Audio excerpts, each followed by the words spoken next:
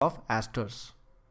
तो देखिए पहली बात यह है कि हाइड्रोलिसिस दो तरह का हो सकता है। Hydrolysis can be in the presence of water और can be in the presence of acid और बेस। तो हाइड्रोलिसिस एसिडिक भी हो सकता है, बेसिक भी हो सकता है। हाइड्रोलिसिस का मतलब होता है वाटर की रिएक्शन उस गिवन कंपाउंड के साथ या तो एसिडिक मीडियम में या बेसिक मीडियम में। जनरली एसिड या बेस हमें ज़रूरत होती है।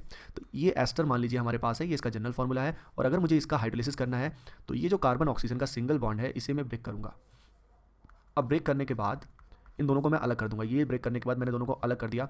अब अलग करने के बाद जो ये कार्बन एटम है ये वाला और ये जो ऑक्सीजन एटम है इनकी वैलेंसी को क्या करना पड़ेगा, सेटिस्फाई करना पड़ेगा, क्योंकि ऐसे तो बहुत अनस्टेबल होंगे।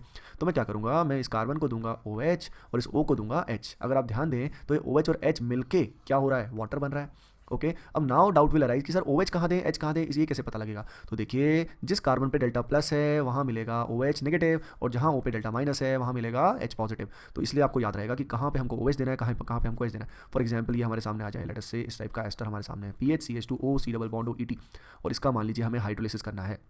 तो इसका जब हाइड्रोलिसिस करेंगे तो CO सिंगल बॉन्ड ब्रेक करोगे, ब्रेक करने के बाद O को क्या मिलेगा H और C को क्या मिलेगा OH। तो यहाँ बन जाएगा PHCH2OH और यहाँ बन जाएगा कुछ ऐसा, something like this will be formed. Okay अब देखिए ये हो गया एस्टर का हाइड्रोलिसिस। मान लीजिए अब यहाँ पे एसिडिक की बजाय बेसिक हो जाता है, मतलब OH माइनस और वाटर यहाँ पे गिवन है। तो हम क्या करेंगे, तो देखिए OH माइनस की प्रेजेंस में जो एल्कोहल बना उस एल्कोहल को कोई फर्क नहीं पड़ेगा क्योंकि वो OH माइनस की प्रेजेंस में स्टेबल होता है। लेकिन जो एसिड होता है उसकी एसिडिक स्ट्रेंथ ठीक ठाक होती है, तो उस प्रोसेस में ये अपना H+ लूज कर देगा। यानी in the basic medium acid will get converted to its particular salt, जिसमें हम H+ को रिमूव कर देंगे। यानी मान लीजिए हमारे सामने क्वेश्चन आ जाए कुछ ऐसा, ये हमारा एस्टर है और इस एस्टर का हमें करना है बेसिक हाइड्रोलिसिस। तो इसके बेसिक हाइड्रोलिसिस में व्हाट वी विल डू, हम क्या करेंगे, हम यहाँ से CO बॉन्ड को ब्रेक करेंगे। ब्रेक करने के बाद हमें यहाँ पे मिलेगा OH नहीं O माइनस, क्योंकि यहाँ एसिड स्टेबल नहीं रहेगा और यहाँ O को क्या मिलेगा H।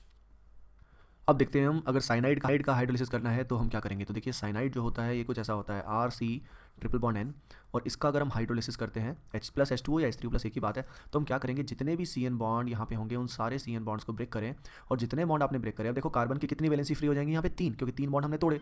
तो हम क्या करेंगे, तो हम यहाँ से CN बॉन्ड को रिप्लेस करके उतने ही OH को रिप्लेस कर देंगे। यानी replace the number of CN bonds with equal number of OH। तो हमने 3 CN बॉन्ड हटाए एक तरह से, एक ट्रिपल बॉन्ड मतलब 3 CN बॉन्ड और 3 OH यहाँ पे प्लेस कर दिए।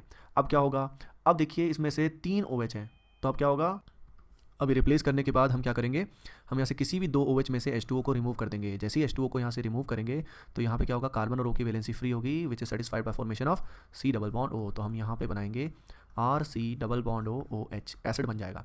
इस साइनाइड के ही पार्शियल हाइड्रोलिसिस में बनता है अमाइड। अगर उसको आपको समझना है तो हम क्या करेंगे, हम यहाँ पे कार्बन नाइट्रोजन के कितने बॉन्ड ब्रेक करेंगे, 2 बॉन्ड ब्रेक करेंगे। अब 2 बॉन्ड ब्रेक करेंगे तो कार्बन को मिलेंगे 2 OH और यहाँ पे N को मिलेंगे 2 H। अब 2 OH मिलने के कारण यहाँ से H और यहाँ से हम OH जब को निकालेंगे तो हमें मिलेगा C डबल बॉन्ड O। तो इससे answer will be RC double bond O NH2। यानी आपने देखा finally acid amide is form. तो पार्शियल हाइड्रोलिसिस या पूरी हाइड्रोलिसिस है ये क्वेश्चन में एक्चुअली गिवन होता है।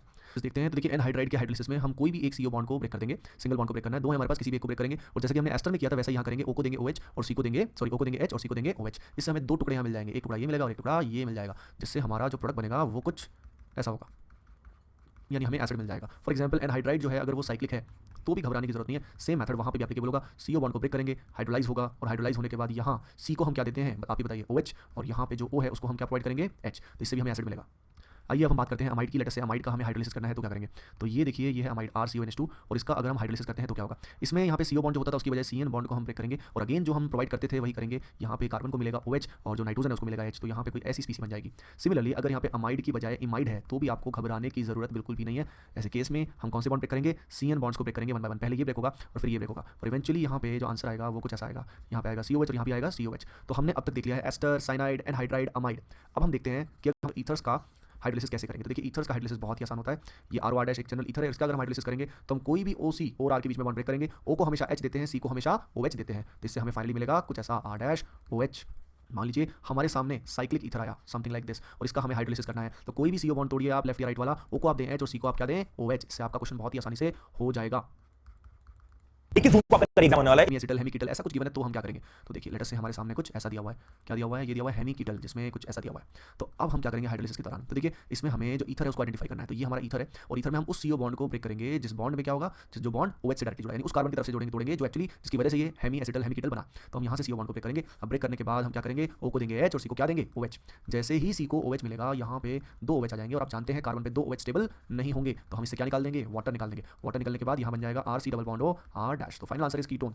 इसी में मान लीजिए, अब इसका कोई स्पेसिफिक एग्जांपल अगर हम ले तो ये कुछ ऐसा एग्जांपल हमने लिया, और इसमें अगर हमें हाइड्रोलिसिस करना है तो हम डायरेक्टली क्या करेंगे, ये जो कार्बन है जिससे दोनों ग्रुप जुड़े हुए हैं, इस कार्बन और O वाला बॉन्ड ब्रेक करेंगे एंड फाइनली यहाँ बन जाएगा कीटोन प्लस हमें मिलेगा MeOH।